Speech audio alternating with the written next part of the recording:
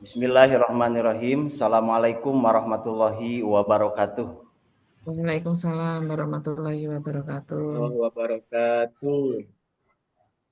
Alhamdulillah alladzi khalaqal insana ma lam ya'lam wassalatu wassalamu ala sayyidina Muhammadin khairil anam wa ala alihi wa sahbihi wa man tabi'ahu ila akhiril ayyam. Allahumma ij'al jam'ana hadza jam'an marhuma wa tafarruqana min ba'dihi tafarruqan ma'suma bi rahmatika ya arhamar rahimin. Faqala ta'ala a'udzu billahi minasyaitonir rajim. Bismillahirrahmanirrahim. Watlu ma uhiya minal kitabi wa aqimis shalah innas sholata tanha 'anil fahsya'i wal munkar wa la dzikrullahi akbar innallaha ya'lamu ma tasnaun. Shadaqallahul azim. Siswa-siswi SMP Islam Bahrul Ulum yang Bapak banggakan, alhamdulillah pada pagi hari ini kita bisa merasakan anugerah Tuhan yang sangat luar biasa, khususnya kita bisa melaksanakan kewajiban kita, kegiatan yang sangat istimewa yaitu thalabul ilmi. Mudah-mudahan kita diberikan ilmu yang bermanfaat, ilmu yang maslahat dunia dan akhirat. Amin ya Allah ya rabbal alamin. Tak lupa kita doakan sahabat-sahabat kita, orang tua kita, keluarga, guru-guru kita yang sedang sakit, semoga dicepat sembuhkan kembali oleh Allah Subhanahu wa taala, diberikan ketabahan dalam menghadapi penyakitnya. Terkhusus teristimewa untuk kedua orang tua kita yang ada di rumah atau yang sedang mencari nafkah buat kita dan keluarga kita. Kita doakan semoga dikuatkan zahir batinnya orang tua kita, sehatkan jiwa raganya, berikan kelancaran, kemudahan dalam mencari rezekinya, berikan rezeki yang halal barokah melimpah. Amin ya Allah ya rabbal alamin. Amin. Anak-anakku, siswa-siswi SMP Islam Bahrul Ulum kelas 7. Sebelumnya bagaimana kabar kalian semuanya? Alhamdulillah. Luar biasa. Alhamdulillah, Pak. Alhamdulillah semuanya baik ya. Atau ada yang baik tapi pura-pura tidak bahagia, yang tidak bahagia tapi pura-pura baik, ada? Pak Husna? Pak itu ada Husna. Deh Husna ya. Ya, alhamdulillah kalau hadir semuanya. Kemudian untuk mengawali pertemuan kali ini supaya lebih berkah, kita awali dengan pembacaan basmalah bersama-sama. Bismillahirrahmanirrahim. Bismillahirrahmanirrahim. Bismillahirrahmanirrahim. Untuk selanjutnya, setelah kita mengkaji bersama, belajar bersama di pertemuan yang lalu tentang 4 Asmaul Husna, insyaallah pada pertemuan kali ini kita akan bersama-sama mengkaji, kita akan bersama-sama belajar tentang menghadirkan sholat dan zikir dalam kehidupan.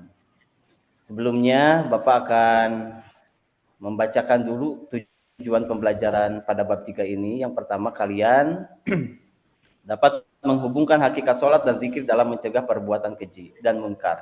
Kemudian kalian dapat menuliskan contoh perilaku ketakwaan sebagai pemaknaan sholat dan zikir dalam mencegah perbuatan keji dan munkar di lingkungan sosial. Dan yang terakhir, kalian dapat membuat quotes tentang sholat dan zikir dalam mencegah perbuatan keji dan munkar. Oke. Nah, selanjutnya, sebelum masuk ke materi, ini Bapak akan membacakan pantun dulu.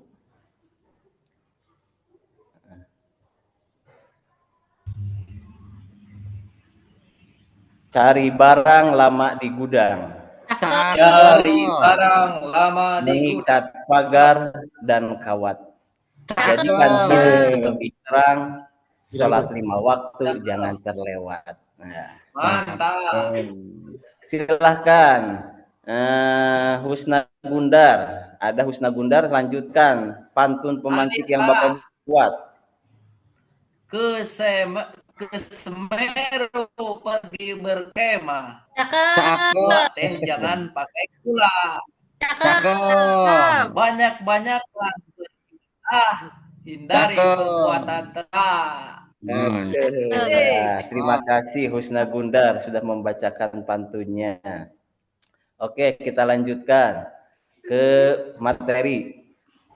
Di bab ini ada dua materi. Yang pertama tentang sholat, kemudian tentang zikir. Yang pertama itu kita akan bahas bersama-sama tentang sholat.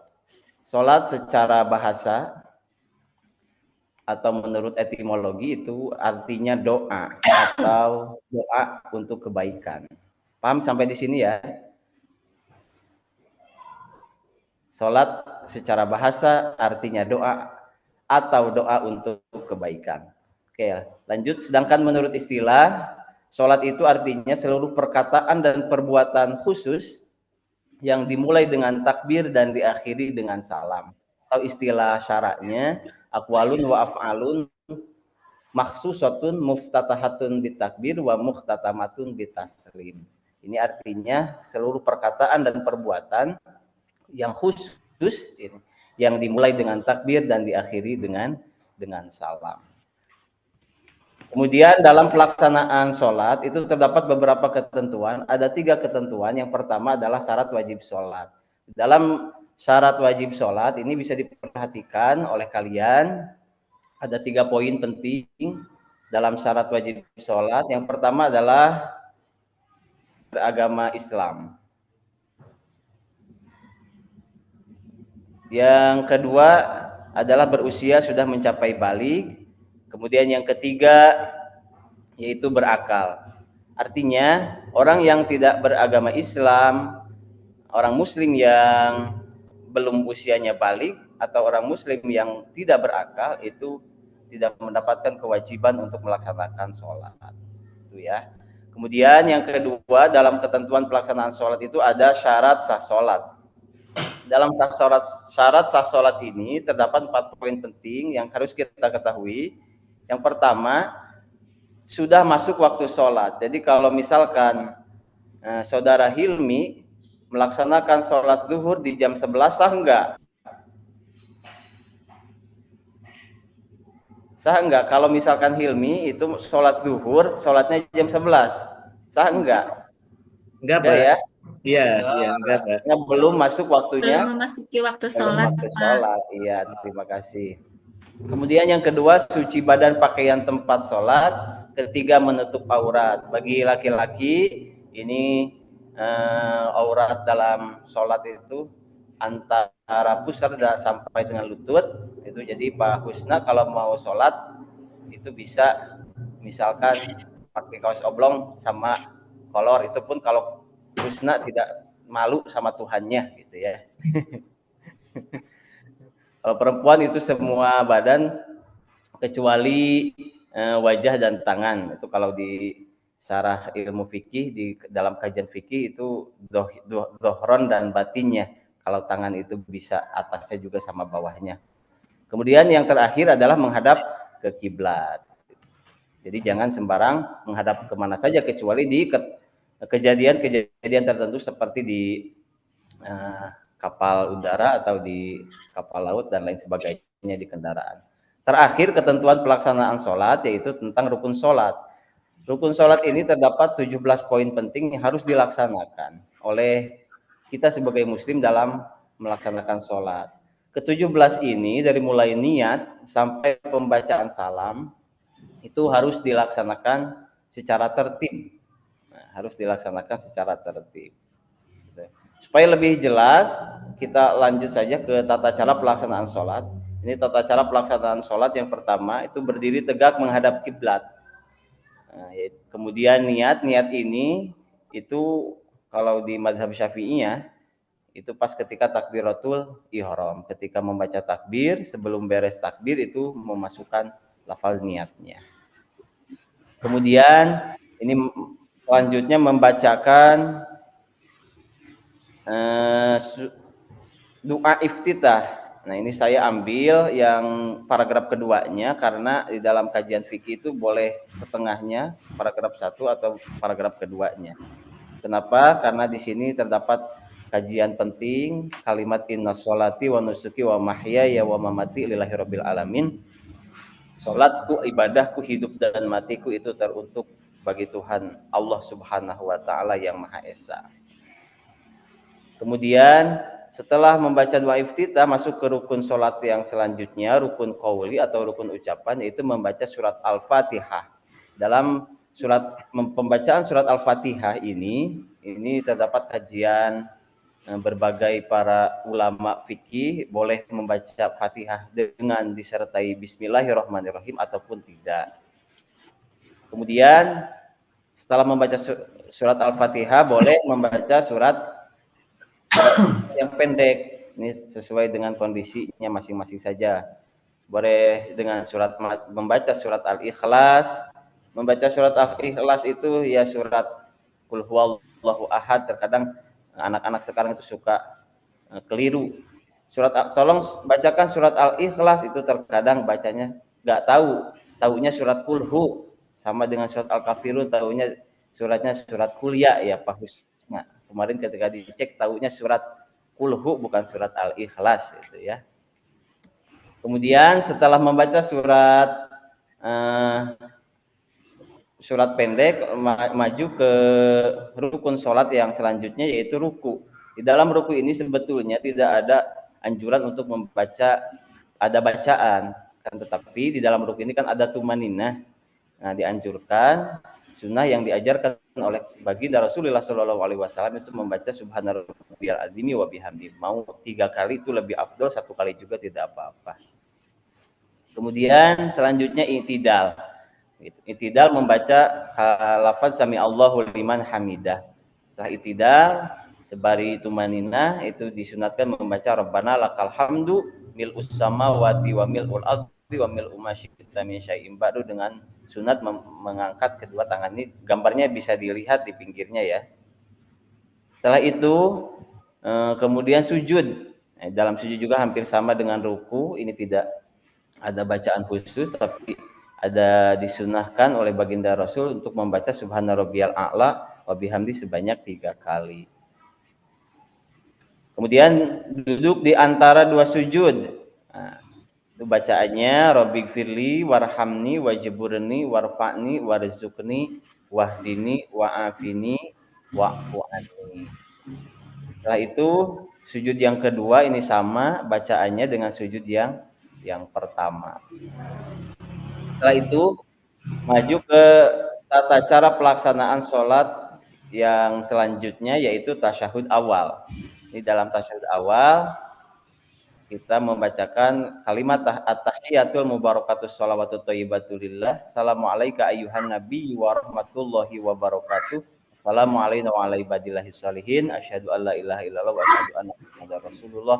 Allahumma sholli ala sayyidina Muhammadin. Sampai di sana kewajiban dalam tahiyat pertama, sampai sholawat kepada baginda Nabi saja. Kemudian masuk ke tahiyat selanjutnya, tasyahud akhir. Nah, tasyahud akhir ini ditambahkan dengan membaca sholawat kepada keluarga Nabi, yang wajibnya ini sampai di sini.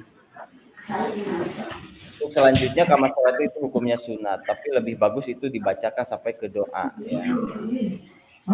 Lalu kemudian setelah membaca tahiyat akhir membaca salam. Yang wajib salam jadi rukun qauli atau rukun ucapan itu salam yang pertama yang ke kanan.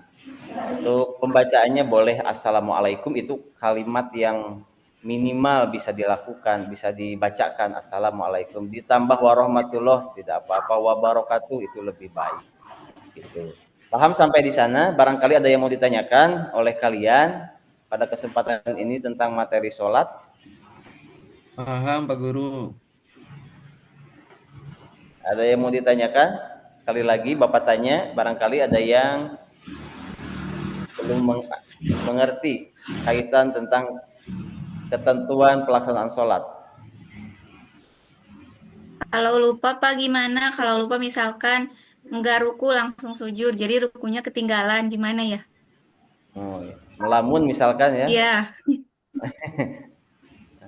Di dalam kajian fikih, ketika ada musolli atau orang yang sholat itu lupa melaksanakan rukun sholat, itu ada solusinya. Ketika ada masalah, maka di dalam kajian fikih solusinya adalah melaksanakan sujud sahwi sebelum melaksanakan salam.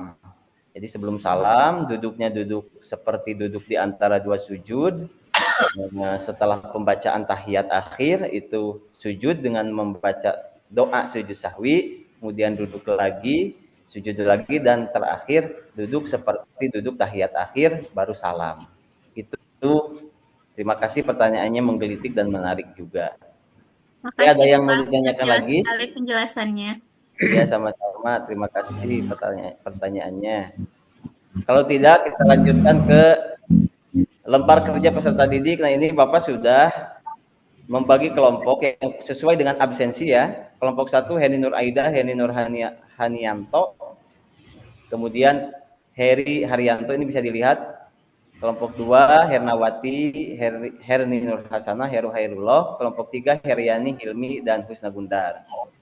Tugasnya yaitu coba kalian buatlah quotes tentang materi sholat. Tahu quotes ya?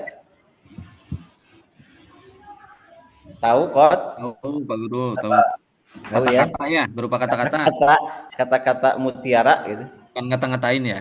Bukan ngata-ngatain. Ya. Itu bahaya kalau ngata-ngatain. Heru Hairullah ya. Ini Bapak kasih contoh saja. Sujud itu indah. Kita berbisik ke tanah, kita berbisik ke bumi, didengar oleh langit. Nah gitu. Masya Allah. Silahkan kerjakan tugasnya. Kelompok 1, kelompok 2, kelompok 3. Kalau sudah? Sudah. Ya, kelompok 1 siapa yang mau membacakan? Saya, Pak. Ya, silahkan. Ketika sholat menjadi kebiasaan, maka sukses akan menjadi kepastian. Waduh, luar biasa. Terima kasih, luar biasa kata-kata pujangganya ya. Kelompok 2, silahkan. Ya, Pak. Siapa yang mau mewakili? Siapa namanya? Siapa? Saya, Pak.